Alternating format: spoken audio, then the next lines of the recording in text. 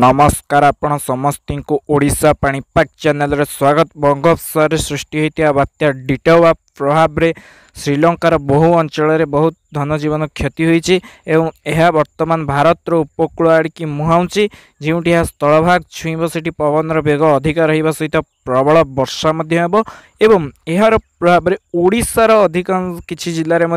वर्षा होबार संभावना रोचे जार प्रभाव में जो शीत रही शीत परिमाण कम ओडिशार केतक जिले में वर्षा होबार संभावना रोचे। तो ये बात्या आसुँच स्थलभाग छुईब के प्रभाव अधिक रोशार प्रभाव किपर संपूर्ण भाव जानापी भिडियो शेष पर्यंत संपूर्ण रूपे देखु वर्तमान समय बात्या डिटोवा तमिलनाडु दक्षिण तमिलनाडुर उपकूल अंचल अच्छी उत्तर तमिलनाडु एवं दक्षिण आंध्र प्रदेश आड़की मुहाऊँची। वर्तमान यह गोटे बात्यार रूप नहीं जार पवन बेग रही 70-80 किलोमीटर और झटका पवन रही 90 किलोमीटर जहाँकि तमिलनाडु अधिकांश अंचल एवं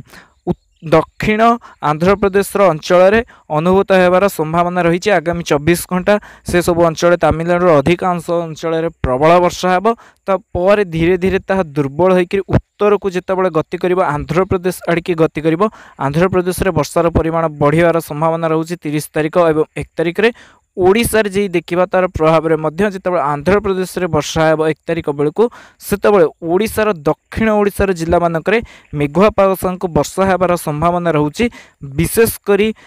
रायगड़ा मालकानगिरी नवरंगपुर कोरापुट गजपति ए सब जिला मानक हल्कार मध्यम धरण वर्षा होबार संभावना रही जार वर्तमान आकलन रही। गंजाम कंधमाल कलाहांडी नवरंगपुर ए सब जिला मानक मेघुआ पाग और हल्का वर्षा हो पारे। पुरी जगतसिंहपुर खोर्धा नयागढ़ ये सब जिला मानक 1 तारिख में मेघुआ पाग रहा हल्का वर्षा हो पारे 1 तारिख 2 तारिख में एवं मेघुआ पाग किंतु रही संभावना रोचे उपकूल दक्षिण ओडिशार अनेक स्थान में 1 और 2 तारिख में एवं दक्षिण ओडिशार जिला मानक हल्का वर्षा और किसी जिले में हल्कार मध्यम धरण वर्षा हो 1 तारिख रु 3 तारिख मध्य जार प्रभाव में जितेबाला आकाश में मेघ बादल शीतर प्रभाव कमिबार संभावना रोचे 3-4 तारिख पर्यंत दक्षिण और उपकूल ओडिशा किंतु तापर जेहेतु वर्तमान समय ओडिशा को अधिक ठंडा और शुष्क वायुर प्रभाव रही जो आंध्र प्रदेश उपकूल आड़की उठब बात्या धीरे धीरे दुर्बल